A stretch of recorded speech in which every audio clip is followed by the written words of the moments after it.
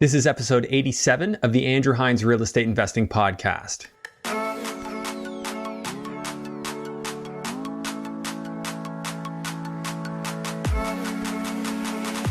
Welcome to episode 87 of the Andrew Hines Real Estate Investing Podcast. Today, I have an awesome guest. Ken Parkin came on the show, and Ken is a Burlington investor that does general contracting and high-end flips. So he flips homes in the $700,000-$800,000 range, and he does it for a minimum profit of $100,000.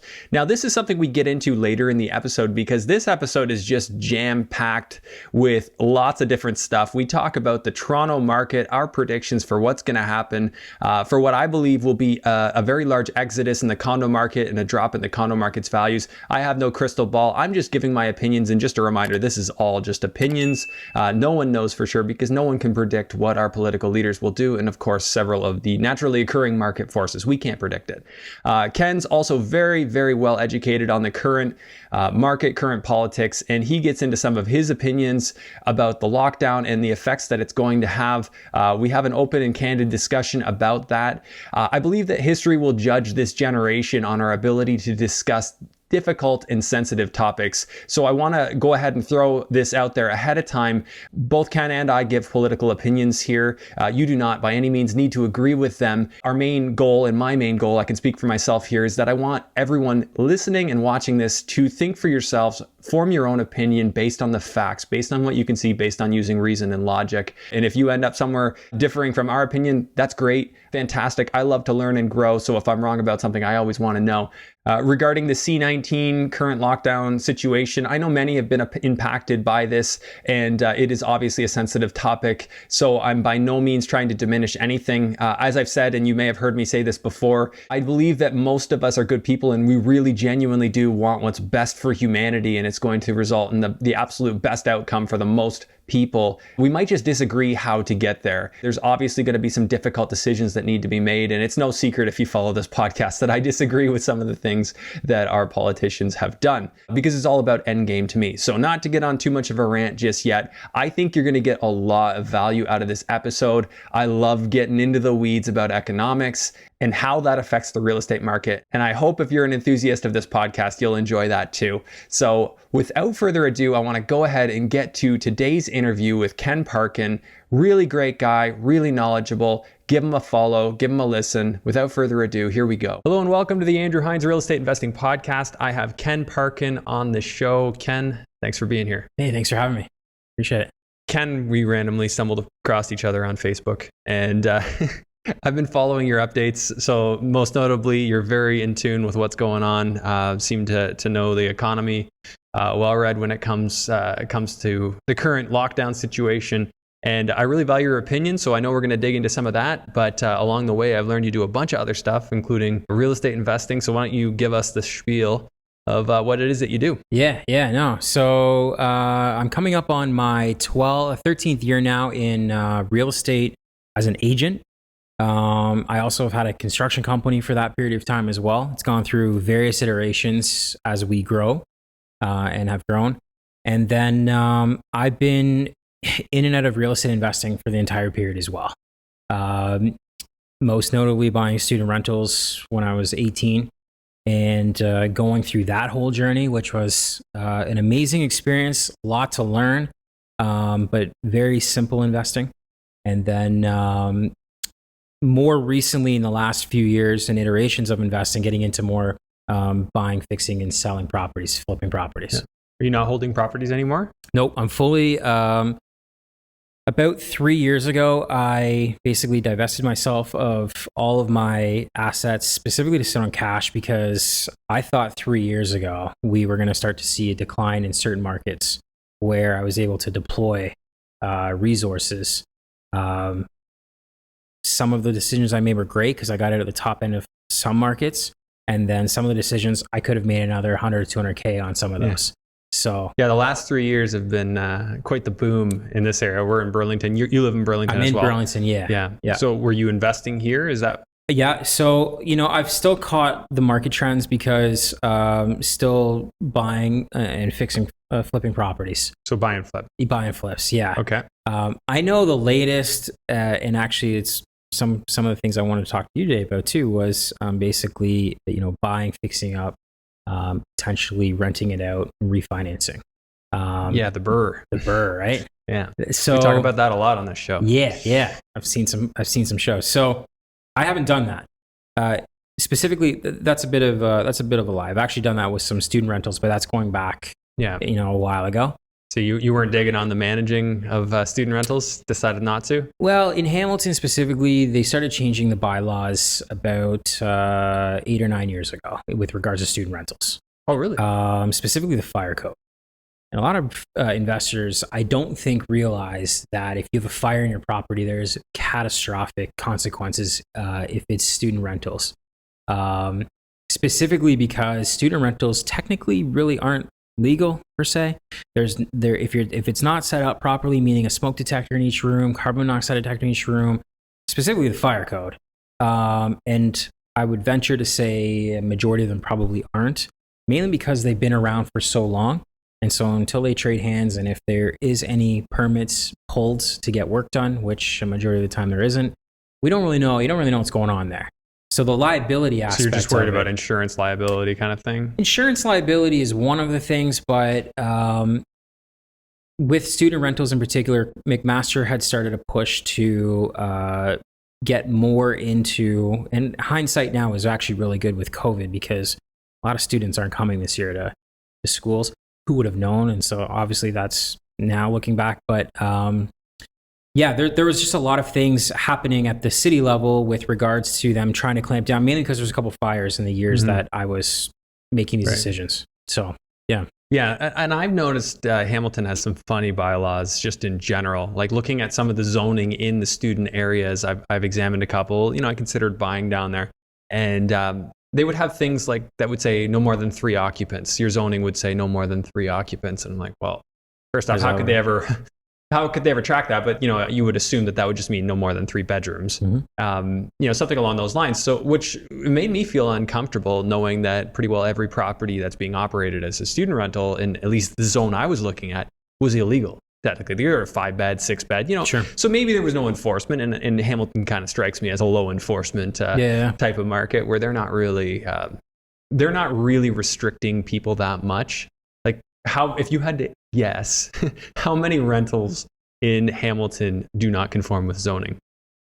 I would say 80% plus. 80%, you think? I was going to say like 50%, but no, 80%. I do. I really do that. And the reason is if you don't pull permits on properties, the city has no clue what you're doing. Right. And a majority of the properties in Hamilton, I would venture to say, don't pull permits when they're renovating a basement and converting or, doing a full conversion. Now, if you're the city, the other main reason why I kind of got out of it was because of how crazy the restrictions were coming into that area. So while it may be low enforcement the day-to-day, the actual permitting, once you start doing it properly and legally, was getting really crazy and making it not unexpensive, not too expensive, but it was getting to a point where you're kind of going like, if they're going to go to one extent, how much further is it going to go? And I'm talking 7-8 years ago now. So obviously things are ebb and flow with that. I think there's a massive opportunity still in Hamilton. You do? 100%. I think Hamilton, in my opinion, is probably one of the most underpriced cities in Canada. Specifically because when we look at how close we are to Toronto, we look at how many people are trying to get out of Toronto. Yeah. Specifically due to real estate costs and inflation. When you look at what's happening in Hamilton, a majority of the city is still not underdeveloped because there's lots of homes and places there, but a lot of them are old, and there's just a lot of opportunity to buy properties that need some work and either convert to have a basement rental or fix it up and live yourself. Well, I see, because a lot of it's just because of the groups that I'm in, and we have the Greater Hamilton REI Meetup group, which just so many people who are local investors, and they're doing these legal conversions. So they're converting. A lot of it's on the mountain because a lot of the stuff that's downtown or on, in the East End, like they're just small little houses. You're not going to be able to fit a basement apartment. They're not big enough. Yeah. But there are a lot of people doing it. And then I would suspect, the rest of them are sort of illegal. And who knows, maybe the bylaws are going to adapt. That's kind of what I think. And I don't know for sure, are they going to adapt? Yeah. Like, when are we going to see Hamilton's bylaws come along? Because I feel like they're a little bit outdated. Yep. they don't really adjust. There's only like 5 major zones. Sure. And so it might say you need to have a 25-foot frontage. So one whole street block could be 25-foot frontage required. But then when you actually look at the houses, they're all 20-foot frontage. And you're like, well, this is entirely inappropriate. I couldn't rebuild on any of these lots. And I've, from what I hear, their minor variance like process is pretty slick. Like a lot of people apply for them because they know the zoning is sort of out of date in Hamilton. For sure. But yeah, again, thing I don't like is if I don't conform with zoning and I've done something that's technically improper, it's kind of a ticking time bomb to me. And I don't know if you see it the same way. I know you're not sitting on rental properties right now, but I don't want to get that cease and desist you can know, or a compliance order from the city. That's just not something I want to go down. No, and I think real estate investing wasn't as sexy 10, 15, 20 years ago. Not that it wasn't happening, because it was significantly. But there are so many, when you look at the growth of like HGTV, you look at what we're doing right now, right? There was none of this happening 10, 12, 20 years ago. If it was happening in a coffee shop and 2 people just talking, or a small network meetup. But now with the emergence of obviously the internet and TV and how explosive specifically investing is, I think a lot of people are looking at it as an ulterior means of setting aside money and passively having some income, where it wasn't as sexy as it is now a long time ago. So I think Hamilton's one city. I think there's a lot of opportunity really outside of Toronto, and there's still opportunity in Toronto. So I'm not knocking Toronto, but Toronto. I think Toronto's going to be a big opportunity real soon. Yeah, and that's something I kind of want to discuss with you. We can jump into that, but I think so. Toronto's going to have a great opportunity, but I think there's a lot of people are also looking to get outside of Toronto, and I think from trying to really nail down what's happening with commercial real estate, and if our company is going to come back the way they were. Does TD, as an example, bank need to have 2,000 people in an office tower downtown Toronto? I don't know. I can't see why they would. They may only need to have a quarter of that staff. And so if that's the case, that's going to have a major impact on so many different levels, right? We should dig into that. Yeah, well, but my one question, and I kind of want to pose this, and I think it's something that's an interesting topic, is specifically on Airbnb and how I feel it's going to, Toronto's basically made it an outlaw. Well, there's the perfect storm. There's the perfect storm in Toronto right now. And I know you actually have had a post on this, and I think it's really relevant. So for anyone listening, I don't know if you randomly accept friends or if they can just follow you on Facebook. But Ken will often post really, really good pieces, news articles that he's found with a few comments as to what this means. And Airbnb being pretty much outlawed, as you've said, it can only be done on your primary residence and for X number of days a year. More or less, we're taking thousands, tens of thousands of units, and we're going to dump them now into the rental pool. So what Toronto saw, especially with the initial lockdown, Airbnb kind of died anyway. Sure. So we saw a bunch of condos dumped into the rental pool. So all of a sudden, rental rates went, my wife's condo went down from originally $4,000 and $3,700. She was getting rental offers around $2,800. So right towards the end there, it was closer to $3,000, but she just sold it, so we're good. Yep. But anyways, oversupply of rentals means price gets driven down, right? It's supply and demand. You get too much supply, the equilibrium price falls. What happens when those people realize they can't make their mortgage payment with the rent they're receiving? They start listing. What we're seeing in Toronto now is a huge surplus of condos listed. And then you add in the factors. We add in the factors that downsizing offices. Yep. So now we're going to have commercial space turn retail. So some of these businesses like TD are going to say, well, you know what? We don't need that 3,000 square feet. Let's convert that into residential units. Or, we'll see if that is an option within certain buildings. You're going to have that. We have the exodus from the people who locked down. And those people no longer feel like they want to be in a box just in case we have another lockdown. So they're like, let's get out of the city. Let's get some yard. Plus, by the way, our employer now says it's okay to work from home, so we don't need to be in the city. Right. So like I said, perfect storm. There's all these things that are combining to say, you know what? There's just not as much need to buy condos downtown. Add that to the oversupply, and I think that we're in for a historic drop in condo prices. I don't think we're going to see it in the other types of buildings in Toronto as much. And I hope I'm wrong. Like I'm not betting to be right here. But I pay attention to the market forces, the things that affect supply and demand. And from what I see, it's not good. And this is what I said to Jordan, my wife. I just told her, I'm like, I don't like the looks of this. And I told her everything I just told you. I'm like, tell me I'm wrong. And I say that to everybody. I'm like, tell me I'm wrong. Ken, if I'm wrong, tell me. Yeah. I don't know if you think I am or if there's something you want to add to that. But I just said, you know what, we need to sell this because I think it could get worse. I agree with you. I think you probably got, and this is, I mean, it's tough. You never should try to time the market, right? Because, you're going to win some, you're going to lose some. If you need to pull out money or if you have an opinion like you're talking about where you think the market price could go down because of the factors you just talked about, I think it 1000% makes sense. I think you're right with everything you just said. I also think that my personal opinion is that we're walking into a second potential lockdown with COVID. The government is pulling back restrictions or is adding restrictions, pulling back freedoms basically in certain areas. Toronto, Ottawa, Peel, they're starting to peel back the freedoms that, gathering sizes, all that stuff. So if we start to spiral out of control with COVID again, in terms of to the point of they're going to do a full lockdown, it doesn't really matter what happens in Toronto with the condo market. I think every single piece of real estate is going to be impacted in some sort of way. If you're in a buy and hold, it's not going to matter. The market can go up and down 15% either way. Right. Who cares? But you're talking, so Toronto proper, every single piece of real estate is going to be affected. I'm talking, Toronto proper, but I'm also talking the GTA. I really, truly believe, looking at what a lot of these real estate prices have been, specifically in Oakville, Burlington, Mississauga, anything over $1 million, and probably 1.5 in Oakville, it has a chance of having a half decent, significant haircut. I really, truly believe that. I think people, if we go into a second lockdown and companies are going, we can't pay the bills anymore. Like they barely got through the first one.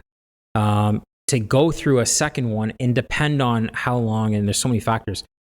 There's potential to get into territory that, we're pushing a 2000 kind of 8-ish prices up here, in my opinion, specifically when it comes to like if we do fully shut down.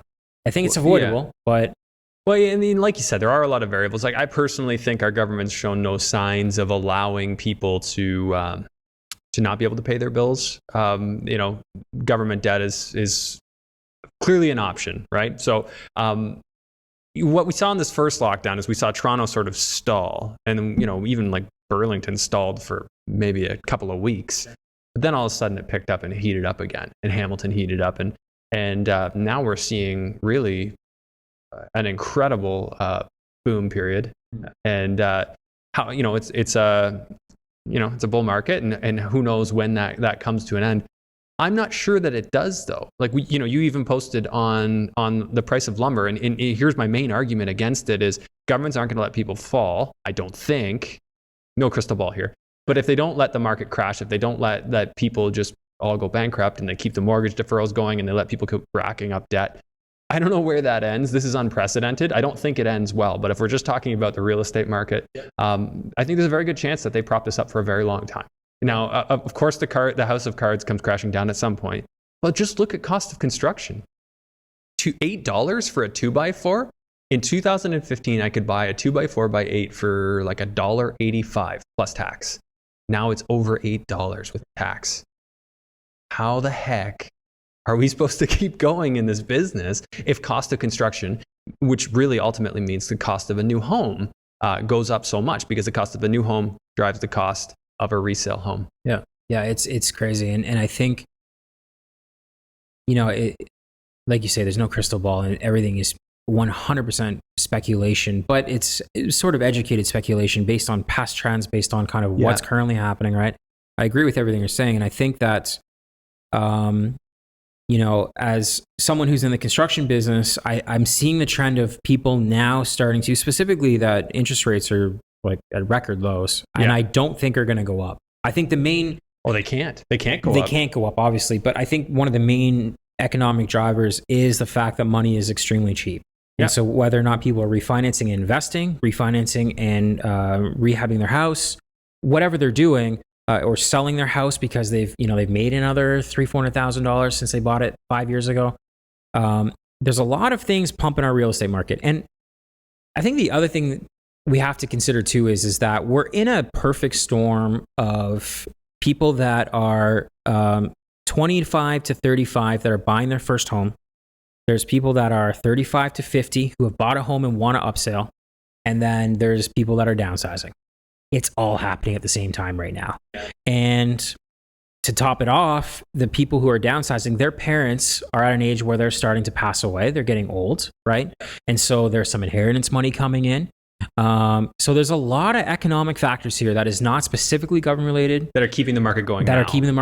Yeah. And those could change. In fairness, they could. And then to throw it on top, immigration. Yeah, immigration's an important one to consider there. And yeah, it's more or less stalled right now. But just to go back to what you said before, because we don't have that crystal ball, and you also mentioned time horizon. What is it that you're looking to do? How soon? For me, like I looked at that Toronto market, and I looked at the situation that we were in, and I knew that we weren't ready to hold that property for 10, 20 years if it might take that long, inflation adjusted to rebound. We wouldn't be able to or want to because it would have been cash negative. So to me, that's the big difference, right? I know my mortgage will pay down if I'm cash positive. I can just ride it out. But when we get to a situation like that, that's when I start looking at the economic forces and saying, I have no idea what Justin Trudeau will do. I have no idea what Doug Ford will do, what our economic policy will be. But what I do know is that I don't have that time horizon. So I'm going to take what I do understand here and I'm going to make an educated decision. And that's all we can really do, right? It's not that I want to be right, but you have to use logic and reason to make these decisions at some point. And keep the emotion out of it too. I mean, at the end of the day, it's numbers, dollars and cents that, you really have to look at the situation and go, does this make sense? Like you're talking about in terms of being cash flow positive, or, is it something where the market rent is going to drop and you're not going to be able to make that mortgage payment with that cash? What do you do? And I think a lot of people, specifically because of what's happening with COVID, there's so many things happening. There's a lot of emotional decisions being made. And I think people need to sort of take a breath, step back a little bit and just say, hey, like, let's look at this from a numbers, perspective, make a decision. Do you think most people make decisions emotionally? Like, especially right now, like are most of the major decisions in their lives being made emotionally? I think throughout someone's life, I would say a majority of decisions are probably made more emotionally than a level-headed. And, if it's a dollars and cents, if someone's looking at a job as an example, and they're considering all the factors, I think at the end of the day, obviously the salary, the money makes sense, but there's a lot of other factors that go into it, and people's emotions get in. It's maybe closer to their kid's school, or, they don't have to drive as far, or whatever the situation is. Emotions play a huge role. If it's something that you can control, I think it's something you become a lot more savvy at with investing and with, many things. Yeah, I do try to be unemotional about real estate, but I think we all have that little soft spot. Like I have those properties that I worked so hard on, and to make them what they were, and the numbers just, like for instance, my return on equity isn't that great on one of my student rentals because it's worth a level of price point that the bank isn't going to give me anywhere near it. And it would make more sense for me to get rid of that and probably put it into something else, smaller, lower price stuff that cash flows better. But it's hard for me to, just say, okay, I'm going to let this one go. Obviously, we all have that in us, but we got to strike that delicate balance, right? It is, and I mean, I've dealt with that with properties that I've flipped. You're like, hey, this actually is really nice. Like, do I really want to? Maybe I should live here. Yeah. Do I really want to get out of this one? But I think everybody's guilty of it, and not that that's a bad thing. I think it's just a matter of, can you look at whatever the situation is and just make an educated decision based on the variables that are presented. And yeah, absolutely. And so obviously everyone listening, watching, this is a little bit different for a type of episode that I'll do. But again, I just really like, Ken, you're very aware of what's going on in the market. I thought this would be a cool episode. I want to shift gears a little bit. Tell me your thoughts about the current lockdown situation. I know you do have some strong opinions, and I share a lot of those opinions with you. Reason your way through it. What's going on? What do you think should be happening versus what is? Yeah. I don't think we've experienced something like this that has affected every single country before, ever. Obviously, we've had world wars and things like that, but this is something obviously in the present that we're going through, and not to compare to world wars; those are extremely tragic. I think that there's so many things going on, and I think a lot of the public is extremely frustrated with the changing direction almost daily from our governments around the world. But if we'll talk specifically and we'll talk locally, I think one of the main frustrations I've had is that the science doesn't change. The science is the science, and to have our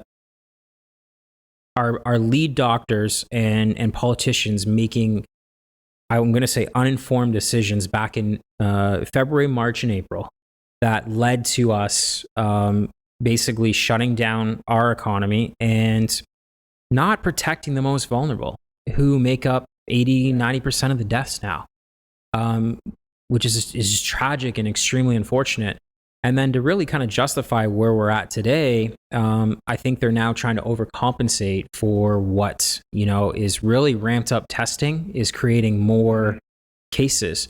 Where the reality is, back in March and April, when they were testing between 12 and 15,000 people a day, we were getting 500 to 700 cases, which is very similar to what we're getting today. We're doing 40 to 50,000. I saw that. I pulled up that chart the other day. Yeah. So back in March in Ontario, we were doing about 4,000 to 5,000 per day. And that was when we were having like 173 deaths a day, like crazy. Now we're doing like you said, 45,000 to 50,000 tests a day. And we're at like a 10 death consistent plateau, 10 or less.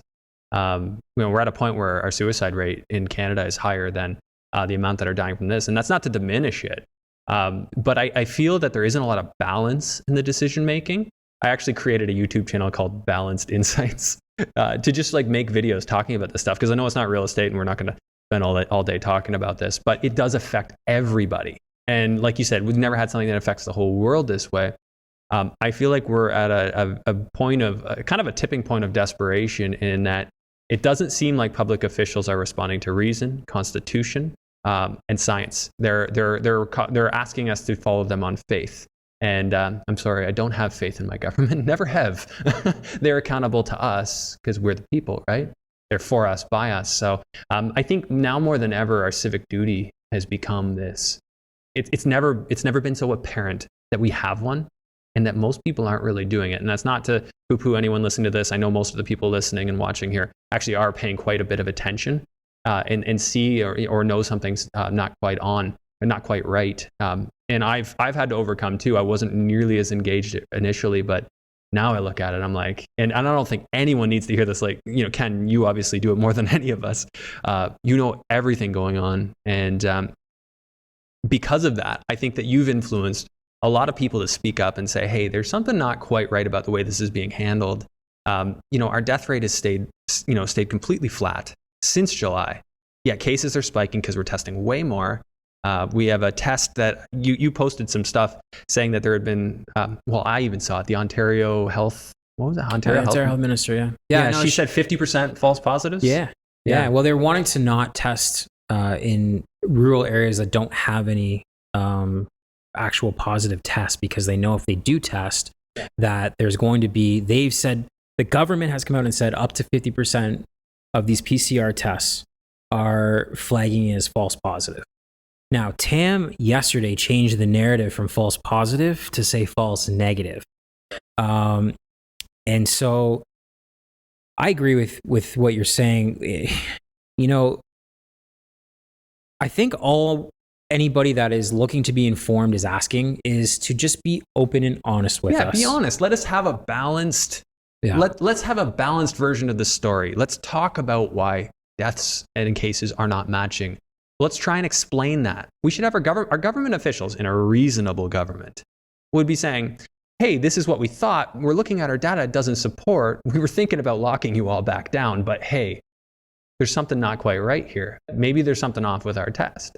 I mean, that would be the reasonable thing to question when you look at the data. And for those curious, want to see that, look up my YouTube channel, Balanced Insights, and I do post videos there.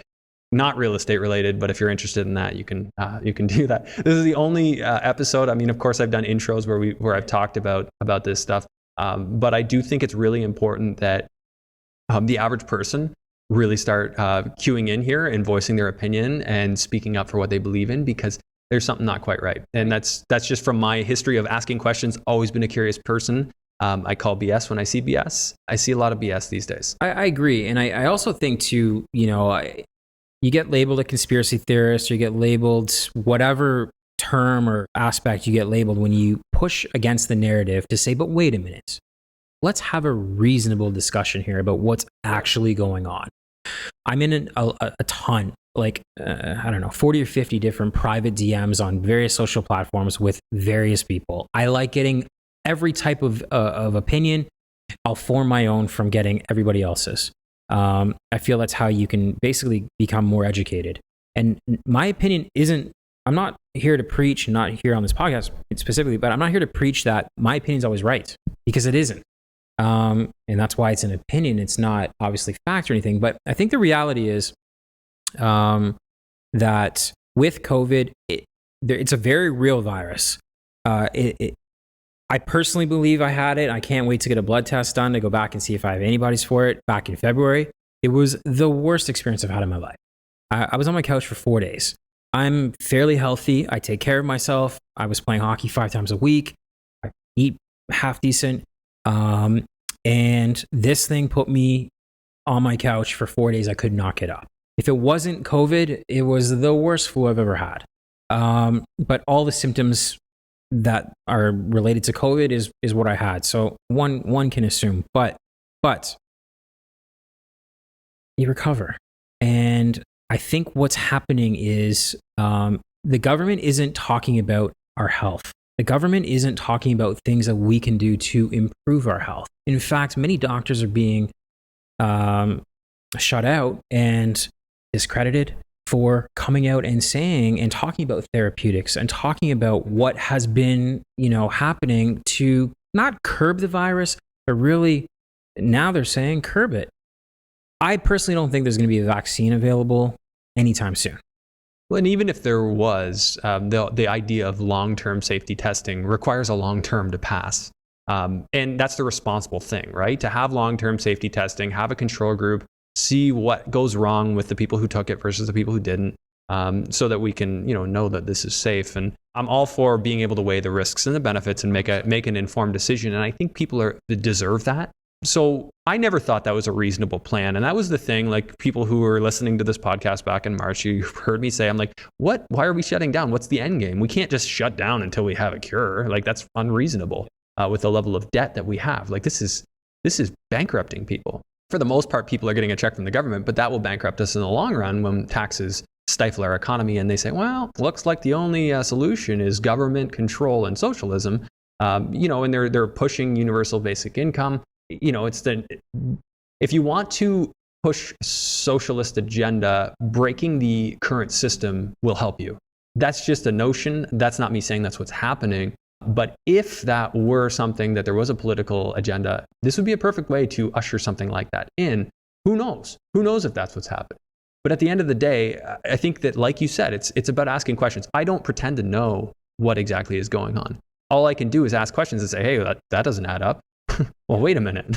Here's my opinion, but this doesn't add up. Yeah. And I think, there's a lot of politics at play too. I mean, the teachers unions right now are on a huge barrage against the Ford government. I think the Ford government has failed terribly at the response of this. Yeah, they're not a conservative government. No. And there's been a lot of missteps throughout this entire thing. Now, we've never really experienced something like this. So on all aspects of government, I'm not necessarily going to put 100% of the blame of anything COVID related on them. I think there's a lot of cogs in the wheel that are kind of moving around and things are happening. So, but at the end of the day, and this has been my biggest gripe, is the policies and decisions they make affect every single person. I don't understand, I guess the hardest part with this for me has been if hospitalizations aren't going up and if deaths are flatline, which they have been for a month and a half now, it's extremely flatlined. Even longer, right? Like, well, It's yeah, been you're right. longer. Since early July, right? Yeah. Pretty much. We're pushing 2 months now for sure. Yeah. Why is there such a change to the narrative that as we test more and as the cases hover around 1.5% per test, per the amount of tests? So one positive per 100 tests. Yeah. Okay. Why are we freaking out? Why is the government really wanting to change sort of what has been working? Now, if we were starting to see massive spikes in deaths and massive spikes in hospitalizations, let me tell you something, and I don't think a lot of people understand this. Burlington brought in a COVID tent. They spent between $3 and $5 million from the sources that I have. It hasn't been used one time. Yeah, there's just weeds growing around it. There hasn't been used one time. Yeah. Now, I'm all for being prepared. Yeah, I think it was the safety first thing, or better safe than sorry. Sometimes that's the right response. Can't really fault them for that. And I'm totally fine with that. But now looking back, we have to use the knowledge and data that we have today. Right. Looking back and going, okay, we don't need to do what we did. We don't have to get to that extreme. Now, I'm not against if things get out of control. Yeah, of course. That we change the narrative. Yeah. I'm fine with that. But I feel like the narrative is already, when Ford came out and said, we know we're in the second wave and we know it's going to be more complicated and more this or that, I'm going, based on what? I couldn't believe that. I couldn't believe he said that. How do you know? Based on what? Based on the fact that you're testing way more? It is cold and flu season. We've had the Ontario health minister said that it can trigger false positives. You got to add all that up and say, well, false positives aren't off the table. So when you see one thing that used to have a correlation with the other no longer have a correlation, we've got to ask that question. And a lot of people are going to, maybe hear this and think, well, that's not really my place. Like, we let the government handle that. If you know me and you listen to me much, you'll know, like, I believe in holding our government accountable. And why is it that you and I, who record videos from our house and post them on Facebook sometimes, can think that way and ask those questions, but those questions aren't being discussed? We're just having a discussion. We're not trying to make a hard conclusion here. But it doesn't add up to me. I don't feel that it's appropriate anymore. I never believed that they had an end game. I still don't. Not a reasonable one. Maybe they think they do. But we're just going to wear masks for the next 3 years. The narrative has changed to long-term effects. This is from I don't know. I'm talking to 10 or 12 scientists, a bunch of doctors, a bunch of nurses. The narrative now is that we have to be super cautious with this virus because we don't know the long-term effects of what it's going to do to our lungs and heart, is really what the narrative is coming at. So if you get sick with it, what may persist into the future. And you may have, long-term issues and all this stuff. And I'm fine with thinking that way. We just can't live our life that way. We can't live our life based on what ifs. We have to live our life based on what is actually happening, today. Can we be prepared and can we hedge our bets? Sure, I think we should. I think we should be extremely smart with how we go forward. We should be locking down our seniors. We should be locking down our long-term care facilities where 80+% of the deaths have happened. Sweden, we've talked about this. It's been talked about. Sweden, is hailed as having their economy and their country open. They did some minor restrictions, and they're also talked about from in political conversations that they're one of the worst in Europe and in that area for having deaths per million. The problem is they didn't lock down their seniors. And their seniors over there, long-term care facilities, people go to long-term care facilities basically in the last year of their life. A majority of the under 6,000 deaths in Sweden were people over the age of 80. And so I'm not saying every life matters. I'm not saying that if we eliminate those lives, but if we take those circumstance out of the equation, they have one of the lowest death rates and didn't close down one time. Right. So I'm not saying they did it the right way. What I'm saying is that we can learn from them. Most importantly, we can learn 100%. from them. Like, we can take what they didn't do right, and now let's work on something in Canada. Let's actually have an open discussion of what our actual plan is. Yep. And I know everybody's busy. Everybody's got work. They're concerned that their kids are having a hard time at school. So many people do not have the time to even spend thinking about this, and I get it. Unfortunately, somebody's got to, and I think we all got to find a way to make ourselves heard. Because I've emailed my MP, no response. it seems like the only way we're going to get any sort of attraction or attention is to make a lot of noise. I think so. I think the reality though is that if you don't think about it and don't talk about it, you're not going to have an impact on the decisions that are being made, like you're talking about. And so it's going to affect you one way or another. You may have to go to work to pay your bills, but you may not have a job in 6 weeks. Yeah. If certain trends happen and things evolve. I think the thing we can conclude is that, $400 billion this year, we don't really have the ability to do that again next year and the year after. That's why this lockdown solution doesn't work. The one size fits all, let's lock everybody in their house.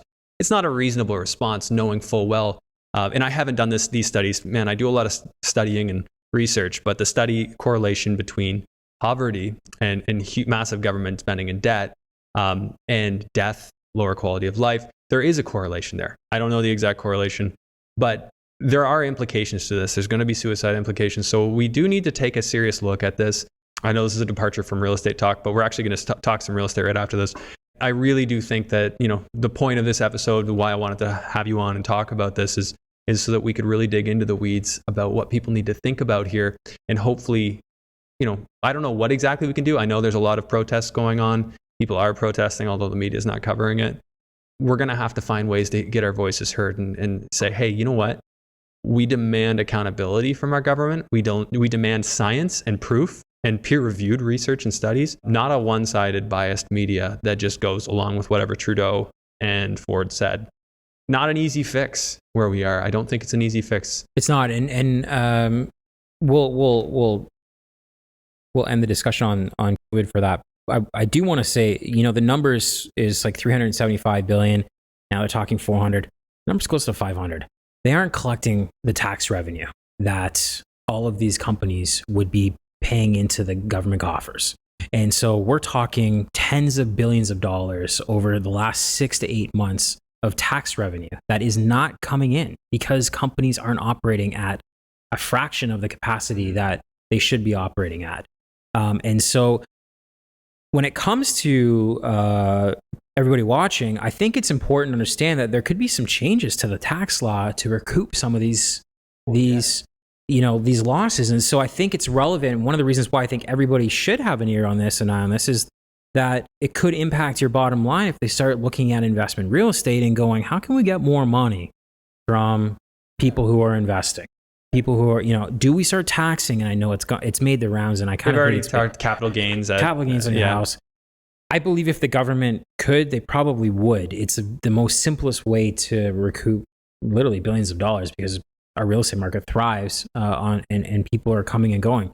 So there's a lot of impact that COVID is having mentally, physically, but also on everybody's wallet, not just directly your job, but specifically outside of that. The investment money you're putting in, got to be a little bit careful with what's coming because the narrative could change. That's the scary part. And just I'll say my closing piece here is that we have the illusion that everything's fine now. This is an illusion. Things are not fine. It is not fine to have most companies taking money from the government, taking wage subsidies, and they're smiling their faces behind their mask. You can't really tell, but you feel like they can because you see the laugh lines on their eyes. Yeah. My joke. So you think everything's fine, but we're bleeding, and it's fiscally irresponsible.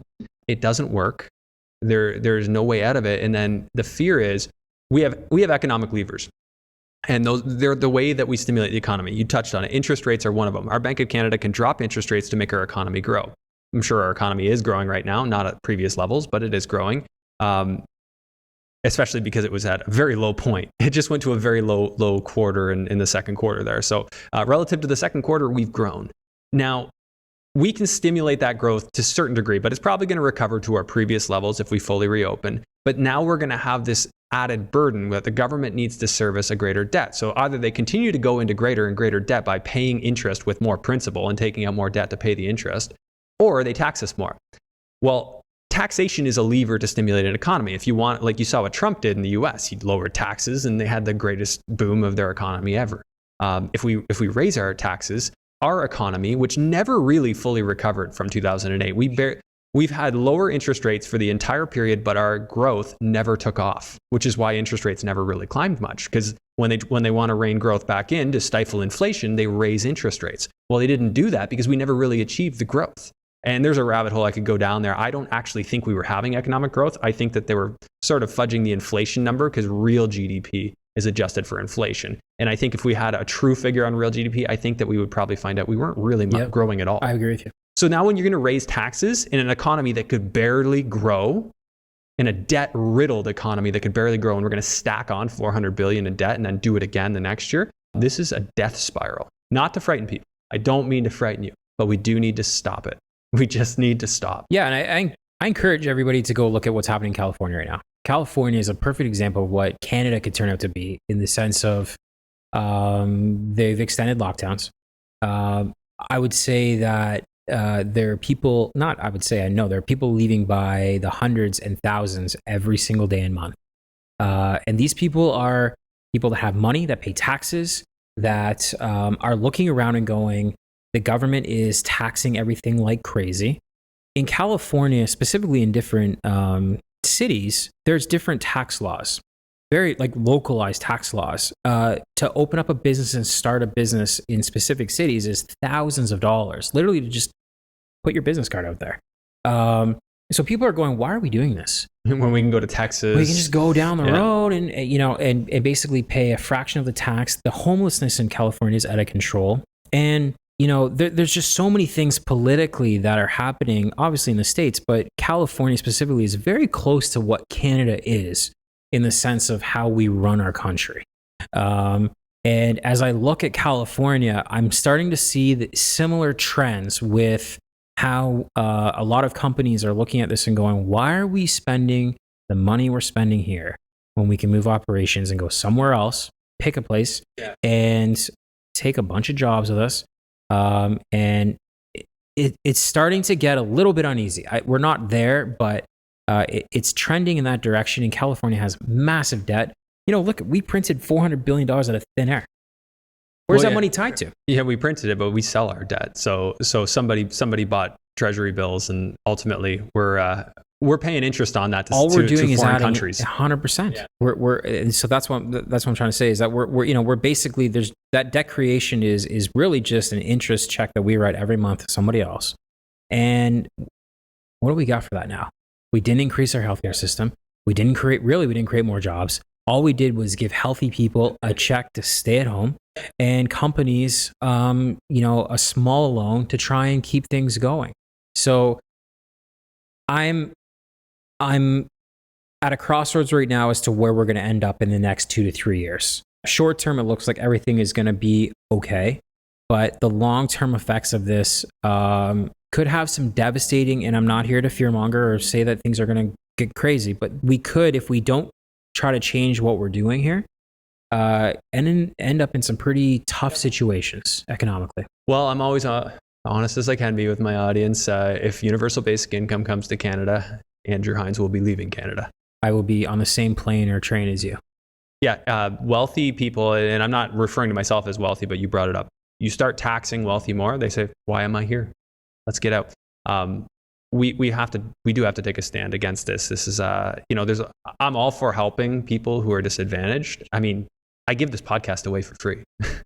People who are disadvantaged can listen to this podcast, start with nothing, start with no credit, find a JV, and go out there and make something.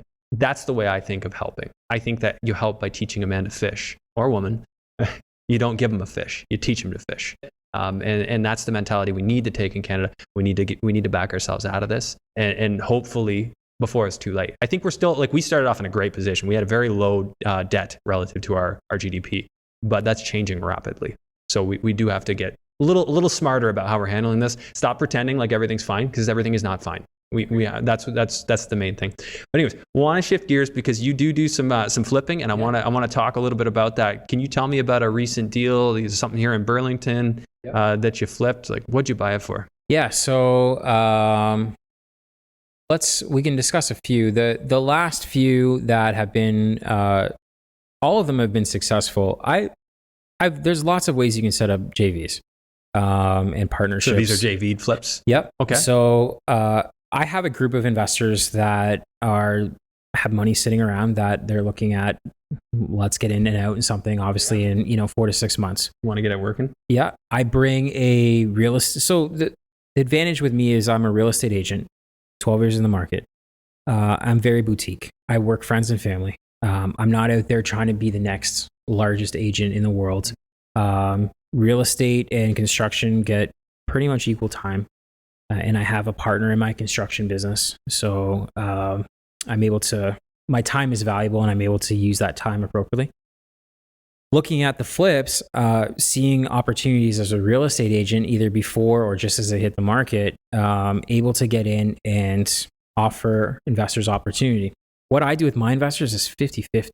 So the investor fronts the money, the investor fronts the rental costs. I do the reno not free, but I do the reno with no added costs. Everything is at my cost. Okay. I buy the property and sell the property commission free. So everything is literally spent 50-50 in terms of I handle all the work and contribute my commission costs. So you just bill like a basic cost for your time too? No. Or you're not hands on the tools anyway? No, I'm not hands on the tools, but my time is built into the end profit. Okay. So your time is, but if you have to hire people on the site, anyone doing physical work, they're all paid at cost. 100%. Yeah. The sub-trades, there's zero markup. Yeah. And so the reason why I do that is there's a vested interest in me for them to get it done as quick as possible. And I'm not making money as time goes. My profit comes at the end with the investor. Some guys that I know and women, but they are only giving a small percentage of interest to the investor for the money, not me. It's 50-50. And so investors with me make a significant amount more money with me because I'm willing to give 50% of the profits. Right. And we're looking at deals that we're doing $100,000+ in profit. I won't look at a deal. Is that a consistent thing? Yeah. So you're going to get 100 worst case. That's worst case. Yeah. I haven't had one that has done less. Well, and that makes sense because I look at the amount of profit I need to get out of a deal needs to directly relate to how much I've put in. What am I buying for? What's my asset price? How much money is at risk? And risk needs to match reward. Right. So with a small little property, I might be okay with less, but I mean, also for your time too, right? Listen, the little properties that are 200,000 that, I think are going to be a quick in and out are never usually a quick in and out. I'm not a lipstick kind of guy. I don't want to just go in and do laminate floors over top of the existing and, try and fresh coat the old kitchen that's there and try and there's nothing wrong with that. That's just not my niche. That's not what that's not what I do. I would rather go in and do a renovation properly, make sure that all the I's are dotted, T's are crossed. And that when I hand the keys over to that new owner, there's pride of what I've done there. I get calls still from previous clients that weren't my client. I just flipped the property. They used another agent to buy. We listed it. They used another agent. And they'll call me later or message me through Instagram or through Facebook.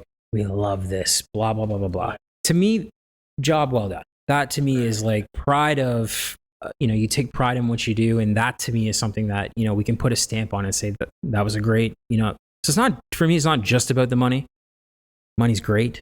But the ability to go in and do something quickly, efficiently, but do a great job is extremely important. And the investors getting their money out. Yeah, it keeps the I believe in that too. Like the win, win, win. I want everybody involved in every transaction I'm involved in to win.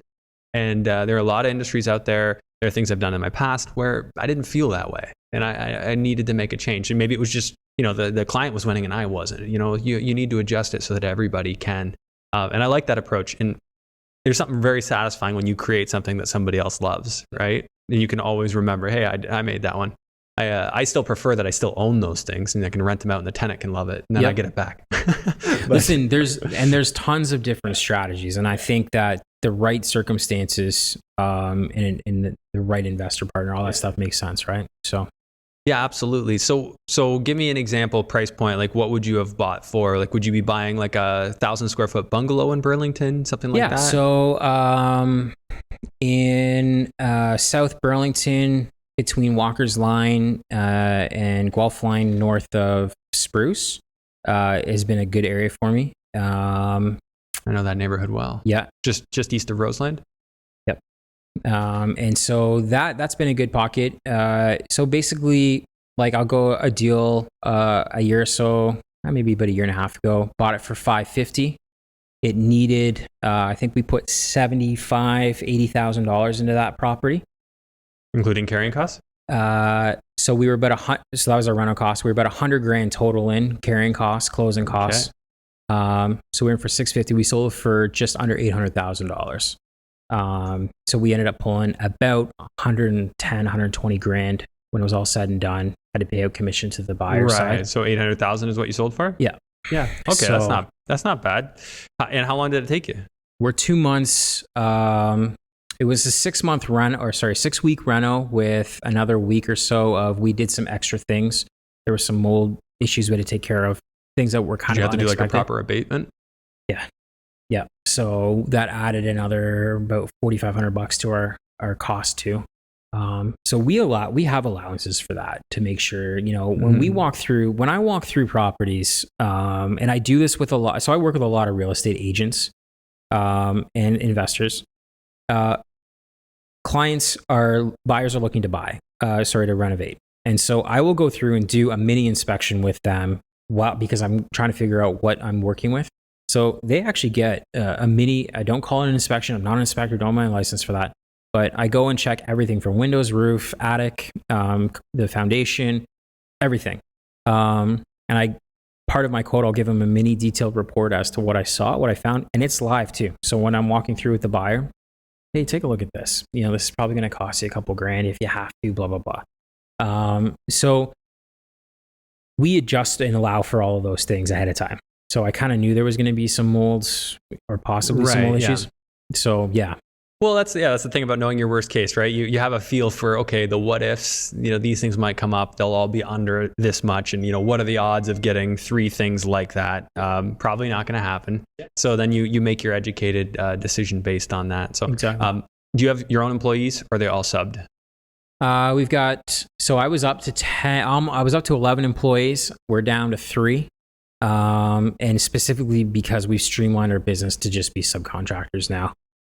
We found efficiency makes sense when guys and girls are in and out and they want to get paid. They want to do a good job. They keep coming back and working for us. So do you have your own drywall crew that you hire? Or are they more multi-purpose, more general tradespeople? So like our plumber, electrician, roofer, window guy, all the main trades, obviously our main trades. I have a couple of, so my partner's an on-site GC. He can do everything. So if you need odds and ends done, you bring in kind of like a multi-purpose. Okay. I have a couple other guys like that. Yeah, I have a guy like that does a couple of guys like that do stuff for me. But if I have like, say for instance, a whole house of drywall to do, I bring in a proper drywall company. Yep. Yeah. 100%. Yeah. Up here, those prices are insane. It is. It's crazy. Like, what, $3-4 a square foot? Yeah. In London, actually, even in London, it's probably that now. It's probably even more than that here now. Yeah. So prices are going up, and going back to what we were saying, I think that's why our market isn't really going to see much of a dip, because once immigration starts again, it's going to push those prices back up. They're going to have to. People need a place to live, and if you can't buy new construction because it's too expensive, you buy resale. They drive each other's prices. So just my take. Anyways, that was circling back to what we had talked about before.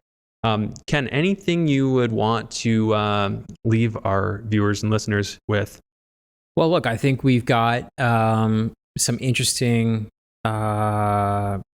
things happening specifically with COVID, how it's going to affect our fall, which we're kind of in now, our fall and winter markets real estate wise, our economy. There's a lot of unknowns. And again, it's not fear mongering. It's just more of an educated take on where are we going with everything. And so I think as we start to go prepare for 2021, I'm glad that 2020 is over. It's been a good year for me business-wise, but I think the other thing too, we didn't touch on, and we don't need to, but I think the presidential election in the States has a major impact in terms of just what's going to happen with our world. There's just been a lot of things happening, a lot of sort of unrest and uneasiness. And so I think once that's figured out, whatever direction it goes, I think we'll hopefully see some, the United States sort of settle down a little bit. The United States drives our economy to some degree. So hugely. Yeah. They hugely affect us. I'm hoping that kind of slows down a little bit. And Yeah, no, I think if anybody has any questions, I know that you're in the construction industry as well. If anybody has any questions about anything local, by all means, we'll get my details. And well, we should get you in the Greater Hamilton REI meetup group. Do you work with other people, like, or do you just work for your own projects? No, I'll work with other people. And I'm starting to roll out a program for investors that if they are looking for a GC, someone that's done that work, like to do conversions and stuff like that. We have so many people that need that. So if you could get in our group, and people are asking all the time, every single week somebody's like, hey, does anyone know how to do basement conversions? Is there a GC people, I'll jump on it. But I know everyone's busy, right? So we need more people like that. Yep.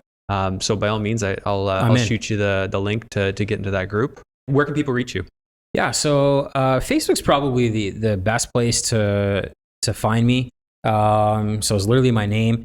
You can find me on Instagram, KP Real Estate. My construction company is GF Construction. I'm kind of everywhere. Yeah, I don't know how you have time for it all. The amount of content you put out. Yeah. I struggle with one video a week for the podcast, but Ken, I think every day you have multiple posts, and they're good. Like, you put out stuff that food for thought, gets people thinking, and I appreciate that. And, I think we need more of that. So thank you for doing that. Appreciate it. Thank you for being here. Pleasure. And we'll have to do this again, and we'll dig into more of what you're doing. But I'm hoping that some of the people in our group can connect with you. Maybe you'll be able to help them do some of their conversions and what have you. Maybe you can help me too. Appreciate the opportunity. All right. Talk soon. Okay, bye. Thanks for tuning in to today's episode. Just a friendly reminder that the kindest thing that you can do if you're enjoying this content is to share it with somebody that you think it could help. I don't have a big marketing budget for this podcast. Everything is word of mouth. So your sharing this content means everything. Thank you again. I'll look forward to seeing you on the next episode.